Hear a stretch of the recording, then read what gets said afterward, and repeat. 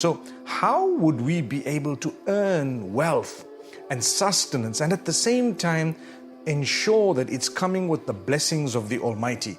We will actually sustain you. We will provide for you. We will give you sustenance. What do you want? You want wealth. You want so much more. You want your contentment, your happiness, whatever else. And the last point I want to make mention of, if you would like barakah and blessings, my brothers and sisters, ensure that realize the reason you're suffering is because you made someone else suffer.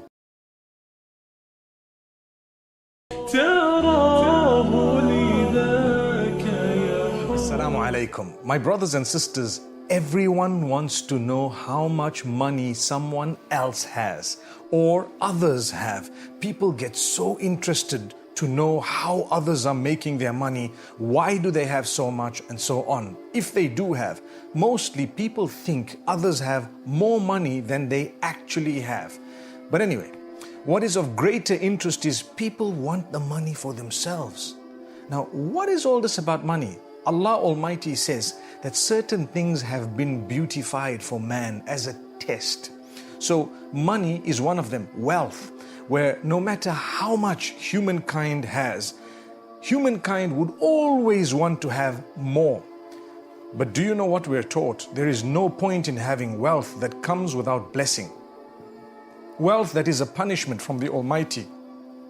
There is no point of having so much when it comes with you having lost your connection with the Almighty, or no happiness, no contentment, no good health. We need enough so that we can survive, perhaps lead a relatively comfortable life, reach out to others using the same wealth, and at the same time receive the blessings of the Almighty. We want goodness, happiness, contentment, whatever else, lovely families. We would like a beautiful, cozy home where as we think of going back home, already the heart is calmed. Not a home where you think about it and you don't even want to go anywhere near, or as soon as you get in, you're totally distressed. That's not a home.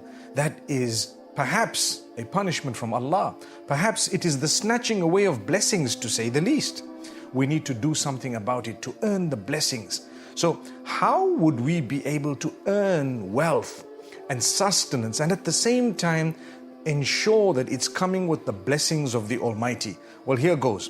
Point number one, your 5 daily prayers. No matter what, if you have fulfilled those 5 daily prayers on a daily basis, rest assured the wealth you're going to get would be filled with blessings and goodness, on condition that you've also taken care of a few other things. But that is one of the starting points. Without that, there is no chance you're going to be having blessings in your wealth. And in fact, Allah Almighty speaks about this beautiful, beautiful verse in Surah Taha, right at the end. Allah says, وَأْمُرْ أَهْلَكَ بِالصَّلَاةِ وَاسْطَبِرْ عَلَيْهَا. Instruct your family or your relatives, your family members, instruct your family members to fulfill and establish prayer and bear patience upon it. Upon what? Upon the fulfillment of the prayer and the continuous reminder to your family members in a beautiful way to pray. When your father, your mother, your brothers, your sisters, even your children were to remind you about prayer, don't feel upset. It's from Allah Almighty. They will tell you, please pray, or get up, it's time for Fajr, and so on. Come on, do your prayers, it is late, and so on. Those are the blessed words that were sent to your ears by Allah Almighty. They are registered by the angels, and your reaction will also be registered. Be careful. Let's try and react correctly.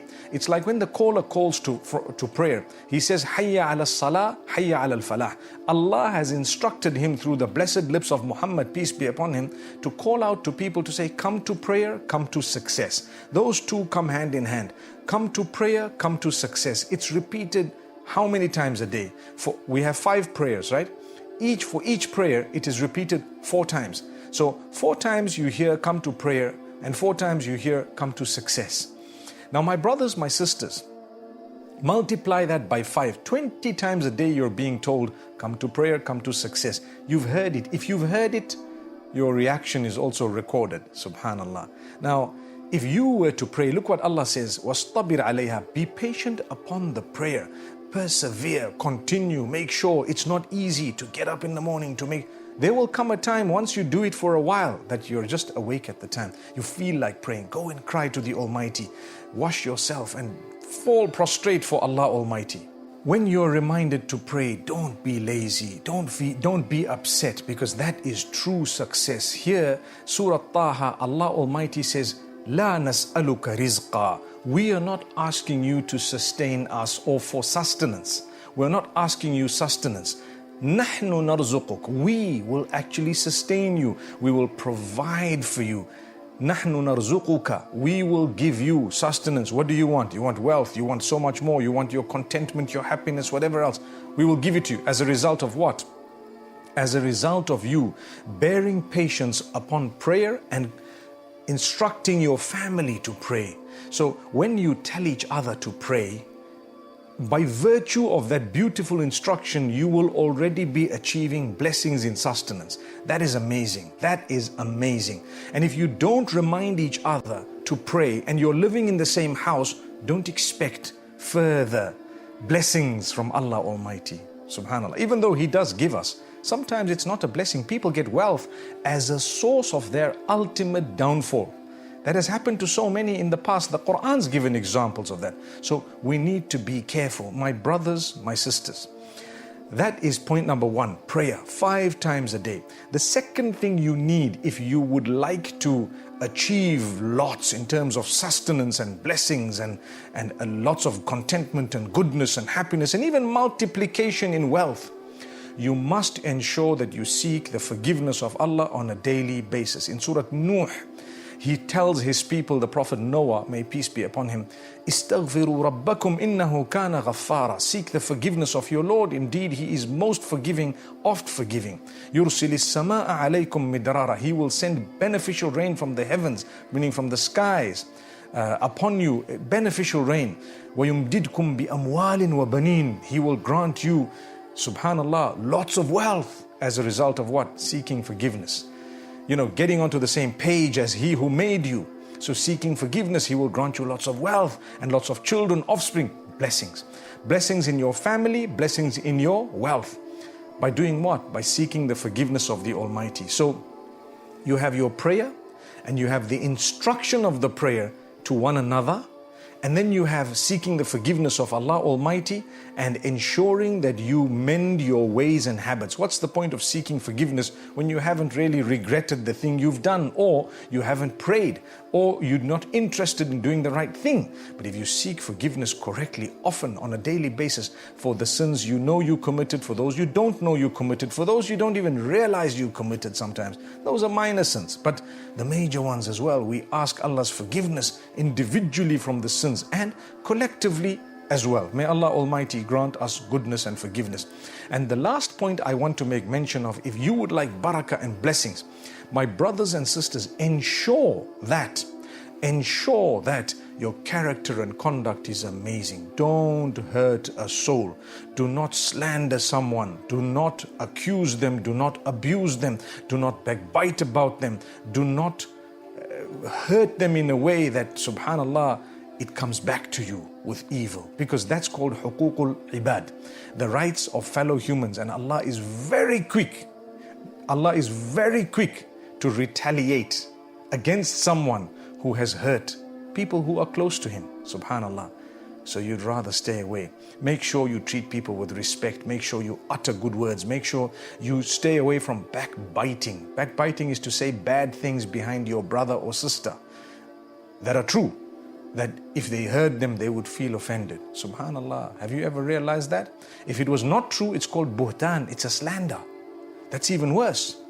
These are major, major, major sins. Subhanallah. We ask Allah Almighty to grant us forgiveness. So you won't achieve any barakah or blessings if you were to abuse others, accuse others, slander them, backbite them, deceive them, cheat them, steal from them, and whatever else. You need to improve that. So on one hand, your prayer has improved, your seeking forgiveness has improved, and your relationship with others needs to improve. Notice how every time these 3 or a few of these pointers keep coming up, because that's the essence of life. Worship Allah alone and remember to treat everyone else with utmost respect. Many people are suffering. Many people are struggling in their families, in their wealth, in their health, with their contentment. They don't realize the reason you're suffering is because you made someone else suffer. That's all. May Allah Almighty grant us forgiveness and make us really from among those who can develop ourselves and take heed. Beautiful reminder.